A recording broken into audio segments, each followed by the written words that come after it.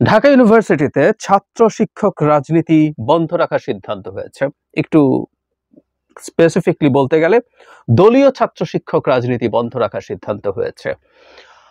দীর্ঘদিন থেকে আমি শিক্ষক রাজনীতি সরিয়ে রেখে ছাত্র রাজনীতি নিয়ে আলাপ করি। দীর্ঘদিন থেকে এই আলোচনা আমাদের দেশে আছে যে দলীয় লেজুর ভিত্তিক ছাত্র রাজনীতি থাকা উচিত কি অনুচিত।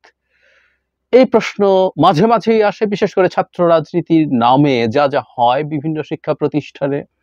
আমরা যদি অন্তত গত 15 বছরের কথা বলি, ছাত্রলীগের নামে যা যা হয়েছে বিভিন্ন শিক্ষা প্রতিষ্ঠানে, সেটা নিয়ে এই প্রশ্নটা এসছে এবং সমাজে একটা খুব বড় মত আছে, বড় সংখ্যার মানুষের মত আছে, শিক্ষাঙ্গনে ছাত্র রাজনীতি, দলীয় লেজুর ভিত্তিক ছাত্র রাজনীতি নিষেধ করা উচিত। কি হওয়া উচিত সেটা নিয়ে আলোচনা করতে চাই। তার আগে কি হয়েছে গতকাল ঢাকা ভার্সিটিতে সেটা একটু পড়ি।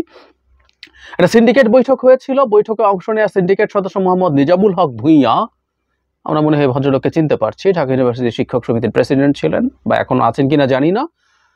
সরকারের হয়ে মাঠে নেমেছিলেন টিভি টক শোতে, যখন আমরা কেউ আর যেতে পারছিলাম না সরকারকে ডিফেন্ড করতে। প্রায় প্রতিটা টক শোতে তাকে দেখতাম। যাই হোক, তিনি বলেন সিন্ডিকেটের জরুরি সভায় ঢাকা বিশ্ববিদ্যালয় ক্যাম্পাসে শিক্ষক শিক্ষার্থী ও কর্মকর্তা কর্মচারীদের সব ধরনের দলীয় লেজুর ভিত্তিক রাজনীতি পরবর্তী নির্দেশ না দেওয়া পর্যন্ত বন্ধ রাখার সিদ্ধান্ত হয়েছে। এটা এখন আনুষ্ঠানিকভাবে জানানো হয়নি, তবে প্রথম আলো এখানে একটা জিনিস যোগ করেছে। কোটা সংস্কারের আন্দোলনের এক পর্যায়ে শিক্ষার্থীরা যে 9 দফা দাবি দিয়েছিলেন সেগুলোর মধ্যে একটি ছিল বিশ্ববিদ্যালয় ক্যাম্পাসে দলীয় লেজুর বৃত্তির রাজনীতি নিষিদ্ধ করা। এটা একটু মনে রাখতে হবে। তারপর বলা হচ্ছে পতন হয়েছে আওয়ামী লীগের, এবং এরপর বিশ্ববিদ্যালয় ক্যাম্পাসে দলীয় রাজনীতি বন্ধ চেয়ে বিক্ষোভ মিছিল সমাবেশ করেছেন একদল শিক্ষার্থী। এবং এখানে প্রেক্ষাপটের কথা বলা হচ্ছে, আমরা জানি ঢাকা ইউনিভার্সিটিতে গতকাল একটা মর্মান্তিক ঘটনা ঘটেছে, পিটিয়ে একজন মানুষকে হত্যা করা হয়েছে। সেই প্রেক্ষাপটে এই ধরনের আলোচনা হচ্ছে। এই আলাপটা নতুন না, এই আলাপটা পুরনো। এই আলাপটা যখনই কোনো মারাত্মক ভয়ঙ্কর ঘটনা ঘটে তখনই হয়। আমরা জানি বুয়েটে আবরার ফাহাদকে যখন পিটিয়ে মেরে ফেলা হয়েছিল তখনও একই আলাপ হয়েছিল, এবং বুয়েটে দলীয় লেজুর ভিত্তিক ছাত্র রাজনীতি মানে ছাত্রলীগের রাজনীতি বন্ধ হয়েছিল। ঠিক একই আলাপ এখন ইন জেনারেল, এবং 9 দফা দাবির মধ্যে এই দাবিটা আছে। সুতরাং এই আলাপটা আমাদের সমাজে চালু হওয়া উচিত, আমাদের যার যার মতামত জানানো উচিত।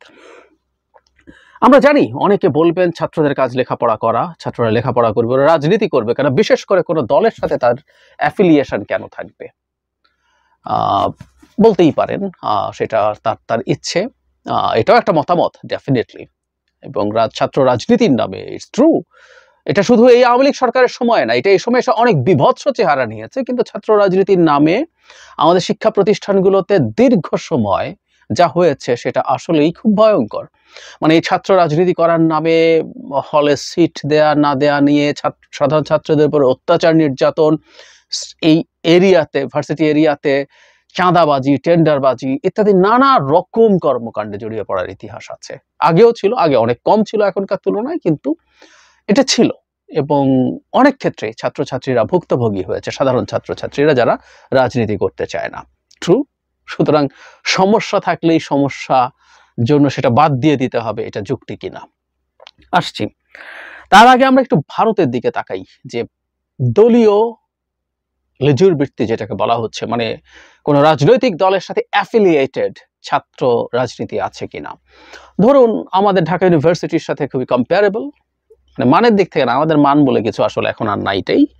আমি বাংলাদেশের জন্য ঢাকা ইউনিভার্সিটি যা, এই ইউনিভার্সিটির অবশ্য লোকজনের এখন মূল টার্গেট হচ্ছে, অনেকে বিক্ষুব্ধ হবেন, মন্তব্যে লিখতেও পারেন, বিরাট একটা অংশের মূল টার্গেট হচ্ছে বিসিএস পরীক্ষা দিয়ে বিসিএস ক্যাডার হওয়া, যে সাবজেক্টেই পড়ি না কেন। কিন্তু ভারতে এইরকমই একটা সম্মানজনক ইউনিভার্সিটি হচ্ছে আমাদের, যেমন ঢাকা ইউনিভার্সিটি তেমনি ওখানে হচ্ছে জওহরলাল নেহরু ইউনিভার্সিটি বা জেএনইউ। জেএনইউতে ছাত্র সংসদ নির্বাচন হয়, ওখানে অনেকগুলো স্টুডেন্টস অ্যালায়েন্স কাজ করে, এবং আমি 2-3টা স্টুডেন্টস অ্যালায়েন্সের নাম বলি। National students union of India, এটা অ্যাফিলিয়েটেড উইথ, এটা হলো student wing of Indian national Congress, national কংগ্রেসের স্টুডেন্ট উইং আছে। অল ইন্ডিয়া স্টুডেন্টস অ্যাসোসিয়েশন, এটা হচ্ছে communist party of India, Marxist Leninist, তার সাথে অ্যাফিলিয়েটেড অনেকগুলো সংগঠন আছে, আমি 2-3টার নাম বলছি। অখিল ভারতীয় বিদ্যার্থী পরিষদ, এটা হচ্ছে হিন্দু ন্যাশনালিস্ট অর্গানাইজেশন, RSS এর সাথে অ্যাফিলিয়েটেড এই স্টুডেন্ট অর্গানাইজেশনটা। সো বিজেপি, কংগ্রেস, বাম আরো অনেক আছে, আপনারা যে কেউ এগুলো সবই অনলাইনে প্রাপ্ত তথ্য, ইউ ক্যান ফাইন্ড দ্যাট। এরা সব জওহরলাল নেহরু ইউনিভার্সিটি বা অন্যান্য ইউনিভার্সিটিতে তাদের পলিটিক্স আছে, নির্বাচন আছে, এবং জওহরলাল নেহরু ইউনিভার্সিটির স্টুডেন্টরা ভারতের বিভিন্ন সিচুয়েশনে বিভিন্ন সময় খুব গুরুত্বপূর্ণ রোল প্লে করেন, এবং তাদের ছাত্র সংসদে যিনি নেতা হন তার সারা দেশে পরিচিতি থাকে, তারা গুরুত্বপূর্ণ ভূমিকাও পালন করেন। তো এখানেও তো দলীয় লেজুর বৃত্তির রাজনীতি আছে। সেই রাজনীতি করে কি উচ্ছন্নে গেছে জওহরলাল নেহরু ইউনিভার্সিটি বা অন্য ইউনিভার্সিটিগুলো ভারতের? তাদের স্টুডেন্টরা সব শেষ হয়ে গেছে? উত্তর হচ্ছে না। তার মানে কেউ আবার উদাহরণ আনতে পারেন, অনেক দেশ, পাশ্চাত্যের অনেক দেশে আছে এরকম পার্টির সাথে অ্যাফিলিয়েটেড স্টুডেন্টসদের পলিটিক্স নাই।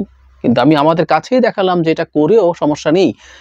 ওই দেশগুলোর ডেমোক্রেসির ডায়নামিক্স আর আমাদের দেশের ডেমোক্রেটিক ডায়নামিক্স একই না। সুতরাং ইউরোপ আমেরিকাতে যেটার প্রয়োজন নেই বলে অনুভূত হয়, সেটা আবার আমাদের এখানে প্রয়োজন আছে কিনা, প্রয়োজন নেই সেটা বলা এত সহজ না। It's really very difficult. তো তাহলে আমরা কি কারণে করছি? যে বললাম যে আমরা দেখছি যে তারা কিছু সমস্যা করছেন, বিশেষ করে ছাত্রলীগকে দেখার পর আসলেই যে কারো হঠাৎ হঠাৎ মনে হয়ে যেতে পারে না, দলীয় লেজুর বৃত্তির রাজনীতি ছাত্রদের মধ্যে থাকতেই পারে না। এখন প্রশ্ন হচ্ছে, আমরা যদি এটা বন্ধ করে দেই ব্যাপারটা কেমন হয়? আমরা একটু যদি এভাবে চিন্তা করি, আমাদের জাতীয় রাজনীতি, আওয়ামী লীগ যা করে গেছে দেশকে, তাহলে কি আমরা জাতীয় রাজনীতিও তো বন্ধ করে দেওয়া উচিত, তাই তো? আওয়ামী লীগ রাজনীতির নামে যা করে গেছে, এর চেয়ে বিভৎসতা, এর চেয়ে ব্রুটালিটি তো আর কিছু হতে পারে না। তাহলে সেটাও বন্ধ করি, করে নন রাজনীতির মানুষজন চিরকাল দেশ চালাতে থাকবে। একটা ব্যবস্থা করে নিতে হবে কিভাবে রাজনীতির বাইরের মানুষ দেশ চালাতে পারে ফর এভার, সেটা করতে হবে। বা অবস্থা তো এটা যদি যুক্তি হয়, তাহলে এটাও তো একটা যুক্তি। কেউ কেউ বলবেন রাষ্ট্রীয়ভাবে করা যায় না। যাবে না কেন? যাবে না কেন? রাজনীতি ছাড়াও রাষ্ট্র চলে, উদাহরণ আছে। এখন ধরে নিলাম আমরা এটা নিষিদ্ধ করে দেয়া হলো, কি হতে পারে? যখন রাজনীতি নিষিদ্ধ করে দেয়া হবে, দলীয় লেজুর ভিত্তিক রাজনীতি, মানে আসলে রাজনীতি বন্ধ থাকে না, আমরা এটা বুঝি না, অনেকেই বুঝি না, বুঝতে চাই না। রাজনীতি চলতে হবে, চলে। দলীয় নামে হয়তো হবে না বা প্রকাশ্যে হয়তো হবে না, কিন্তু রাজনীতি চলবে। এবং আমরা যখনই প্রকাশ্য দলীয় রাজনীতি বন্ধ করে দিতে চাইবো, দলীয় লেজুর বৃত্তির রাজনীতি, লেজুর বৃত্তি মানে একটু ক্লারিফিকেশন করে রাখা ভালো, বাংলাদেশের আরপিও অনুযায়ী, জনপ্রতিনিধিত্ব আদেশ যেটা, সেটা অনুযায়ী একটা রাজনৈতিক দল তার অ্যাফিলিয়েটেড ছাত্র সংগঠন স্বীকৃতভাবে রাখতে পারে না। সে বলতে পারে, যেমন ছাত্রদল, বিএনপি বলতে পারে না এটা তার ছাত্র সংগঠন। আওয়ামী লীগ, সে বলতে পারে না ছাত্রলীগ তার ছাত্র সংগঠন। তাদের ভ্রাতৃপ্রতিম বা কিছু একটা শব্দ তারা ব্যবহার করে, but they are affiliated to them, এটা আমরা বুঝি, তাদের সাথে তাদের কমিউনিকেশন আছে। যাই হোক, যখন এটা আমরা করছি না, কোনো না কোনো ফর্মে এই রাজনীতিগুলো থাকবে। ঢাকা ইউনিভার্সিটিতে বন্ধ করে দিলাম, ওখানে কোনো না কোনো ফর্মে ছাত্র দল থাকবে, ছাত্রলীগ থাকতে চাইবে, বাম সংগঠনগুলোর অনেকগুলো গুরুত্বপূর্ণ ছাত্র সংগঠন আছে, তারা থাকতে চাইবে, ছাত্র শিবির থাকতে চাইবে। এই গোপনীয়তার ফলে র্যাদার প্রবলেম তৈরি হবে এটা, যে এর মধ্যে অনেক এক্সট্রিমিস্ট সংগঠনও যথেষ্ট তাদের তথাকথিত আন্ডারগ্রাউন্ড রাজনীতি করার সুযোগ পাবে, যেটা সম্ভাবনা বাড়বে। আমরা সেটা করতে চাই না, বরং রাজনীতি প্রকাশ্য করে দিলে লাভ যেটা হয়, আমরা প্রত্যেককে দেখতে পারি, প্রত্যেককে বুঝতে পারি, তার কথা শুনতে পারি, তার কথা বুঝতে পারি, সেটা আমাদের জন্য বরং হেল্প করে তাদের সম্পর্কে আন্ডারস্ট্যান্ডিং এ। আর আপনি বা আমরা কেউ যদি মনে করি দলীয় রাজনীতি বন্ধ করে দেবো, তাতে কি বন্ধ হয়? ঢাকা ইউনিভার্সিটির শিক্ষকদের বা সব ইউনিভার্সিটির শিক্ষকদের রাজনীতি নেই? কি নীল দল, লাল দল, সাদা দল, গোলাপি দল, নানান দলে বিভক্ত, তারা কি রাজনীতি করে না? ঢাকা ইউনিভার্সিটির শিক্ষক সমিতির তথাকথিত শিক্ষক সমিতি, তারা যা যা করেছেন, তারা তো রাজনীতি করেন না, কিন্তু সেই শিক্ষক সমিতি কি চেহারা নিয়ে আমাদের সামনে হাজির হয়েছিলেন, কি সব স্টেটমেন্ট নামের গার্বেজ নিয়ে হাজির হয়েছিলেন, আমরা দেখিনি? এই মাফিয়া সরকারের প্রতিটা জিনিসকে এন্ডোর্স তারা করেনি। রাজনীতি তো ছিল, রাজনীতি তো করেছেই, রঙের নাম দিয়ে। রঙের নাম না হলে কোনো না কোনো ফর্মে যদি পরিষদ নামে হতো, ওই পরিষদও রাজনীতি ছিল, রাজনীতি থাকতো। ওটা বন্ধ করা যায় না। অন্তত আমাদের সাবকন্টিনেন্টের বিদ্যমান পরিস্থিতিতে আমাদের গণতন্ত্র ইনস্টিটিউশনালাইজড হওয়া থেকে বহু দূরে আছে। ভারতই যথেষ্ট দূরে আছে ইউরোপ আমেরিকা স্ট্যান্ডার্ডে, আর আমরা তো আবার নতুন করে গণতন্ত্রের দিকে হাঁটতে শুরু করি, এবং আমরা জিরোতেও নাই, আমরা বহু মাইনাস। শেখ হাসিনা এই দেশের গণতন্ত্রের অবস্থাকে হিউজলি জিরোরও বহু নিচে নিয়ে গেছে। সেই জায়গায় এই বাস্তবতায় তো এটা হয় না। বরং কি হয়, আমরা যখন রাজনৈতিক দলগুলোর সাথে অ্যাফিলিয়েশনটাকে বন্ধ করে দিতে চাই, তাতে দায়িত্বহীনতা, দায়িত্ব না নেওয়ার টেন্ডেন্সি তৈরি হয়। আমরা একটা উদাহরণ দেই। বুয়েটে ছাত্রলীগ এটা করেছে, ছাত্রলীগের এই পদধারীরা এটা করেছে। এটা কিন্তু স্বৈরাচারী সরকার বলে পাত্তা কম দিয়েছে, কিন্তু এটা আওয়ামী লীগের উপরে চাপ ছিল যে ছাত্রলীগ, তোমার ভ্রাতৃপ্রতিম তথাকথিত সংগঠন এই কাজটা করেছে। চাঁদাবাজি হচ্ছে আওয়ামী লীগের, ছাত্রলীগের লোকজন করেছে। আমাদের মনে থাকার কথা, জাহাঙ্গীরনগর ইউনিভার্সিটির ছাত্রলীগের প্রেসিডেন্ট জেনারেল সেক্রেটারি কেন্দ্রীয়, তারা চাঁদাবাজির দায়ে, যেহেতু ভিসিও আওয়ামী লীগের, ঠোকাঠুকি লেগে যায়, প্রচুর সমালোচনা হয়, আলোচনায় দুজনকে সরিয়ে দেওয়া হয়। তার মানে যে কথাটা বলছিলাম, কোনো খারাপ কাজের জন্য যখন আমরা একটা দলকে, দলের অঙ্গ সংগঠনকে দায়ী করতে পারি, তাদের পদধারীকে দায়ী করতে পারি, এটা বরং তাদের মধ্যে কিছু দায়িত্ববোধ তৈরি করে। সেটা বাদ দিয়ে নাম না ছাড়া, কারণ আমরা বলবো, নিশ্চিত থাকবো এই পরিস্থিতি অনুযায়ী কোনো না কোনো, কারো না কারো প্রভাবের ছাত্ররা ওখানে নেগেটিভ কাজ করার চেষ্টা করতে পারে, করবেই, তা বলছি না, করার সম্ভাবনা অনেক বেশি। তাই যদি হয়ে থাকে, এই দীর্ঘদিনের নোংরা চর্চা যে একেবারে কাল রাতারাতি শেষ হয়ে যাবে, নট নেসেসারিলি। ভার্সিটি এলাকায় বিরাট বাণিজ্য আছে, প্রায় সব ভার্সিটি এলাকায়, সেগুলো কেউ না কেউ নিতে চাইবে। কিন্তু এখানে ডিফারেন্স হলো, গোপন ভাবে কোনো ক্ষমতা ব্যবহার করার চেষ্টা করা হবে, এবং যেহেতু এটা প্রকাশিত না, এর দায়িত্ব আর কেউ নেবে না। এটা আরো সংকট তৈরি করে, নিশ্চিতভাবেই করে।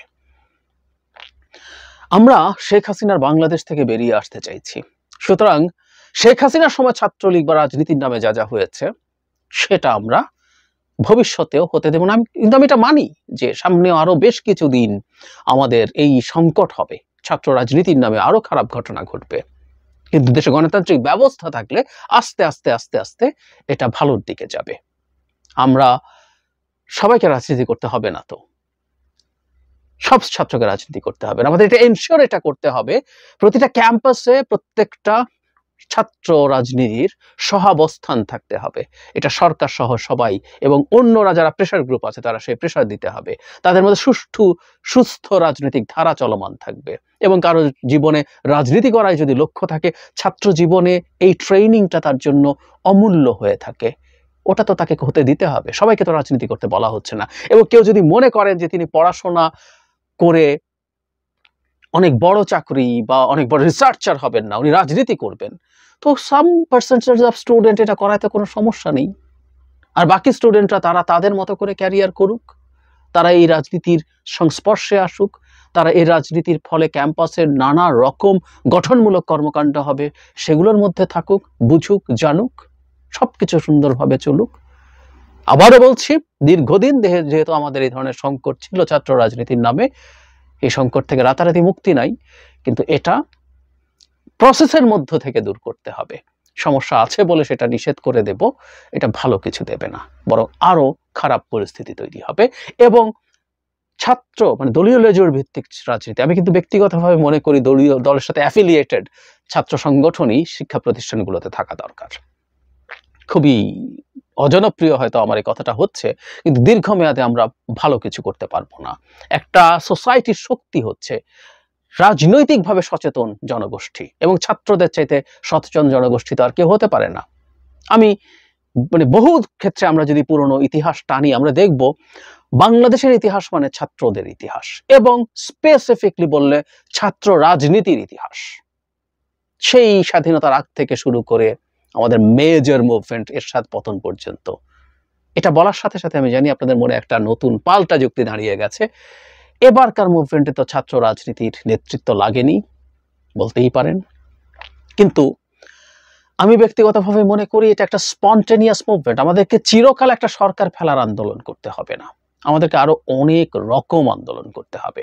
এবং এবারও এটা কোনো পরিকল্পিত আন্দোলন না। সরি, ছাত্র সমন্বয়ক যারা ছিলেন, কেউ কেউ বা অন্য কেউ তাদেরকে মাস্টার মাইন্ড টাইপের কথা বলার চেষ্টা করছেন কাউকে, এবং সে পুরো পরিকল্পিতভাবে মুভমেন্ট হয়েছে। I do disagree with that, এবং I am ready to have some debate with anybody else. যাই হোক, তারা সামনে ছিলেন, তারা ঝুঁকে নিয়েছেন, কিন্তু এটা পরিকল্পিত নেতৃত্ব দেওয়া মুভমেন্ট হয়নি। এটা একটা স্পন্টেনিয়াস মুভমেন্ট ছিল, এটা একটা অর্গানিক মুভমেন্ট ছিল। প্রচন্ড ক্ষুব্ধ মানুষ একত্র হয়ে somehow it happened। এটা পরিকল্পিত মুভমেন্ট না। সুতরাং এটা কোনোদিন আরেকটা উদাহরণ হতে পারে না, আরেকটা প্রয়োজনে আমরা এই ধরনের আরেকটা মুভমেন্ট দাঁড়িয়ে যাবে, হয়ে যাবে, না, এটা বলা যায় না। এই সম্ভাবনা বরং খুবই কম। ফলে আমাদের ছাত্র রাজনীতি লাগবে। ছাত্র রাজনীতিকে রেখেই সংকটগুলোকে আমাদের সমাধান করার চেষ্টা করতে হবে, এবং ভবিষ্যতের যদি গণতান্ত্রিক বাংলাদেশ তৈরি হয়, সেই গণতান্ত্রিক বাংলাদেশ যদি কন্টিনিউ করতে থাকে, তাহলে অনিবার্যভাবেই ছাত্র রাজনীতিও জাতীয় রাজনীতির মতো শুদ্ধ হতে বাধ্য। বন্ধ করে, নিষিদ্ধ করে কোনো কিছু করা যাবে না। এবং 9 দফা দাবির মধ্যে লেজুর ভিত্তিক ছাত্র রাজনীতি বন্ধের যে দাবি আছে, আমি স্ট্রংলি সেটার প্রতিবাদ করছি। এটা কোনোভাবেই হতে দেওয়া উচিত হবে না।